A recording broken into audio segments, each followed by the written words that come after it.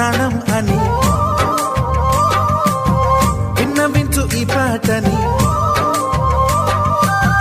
నువ్వు నా ప్రాణమని విన్నవించు ఈ పాటని. ఎక్కడో దూరానున్నా చుక్కలే విన్నా గాని కదిలించలేదా కాస్త కూడా నీ మనసుని. పరదాలు దాటి ఒక్కసారి పలకరించవేమి. అందరినీ ఇలా వెంటపడి అడగాల సరదాగా నువ్వే ఎదురైతే సరిపోదా. నిద్రపోతున్న రాత్రి నడిగా గుడికి చేరిన గువ్వల నడిగా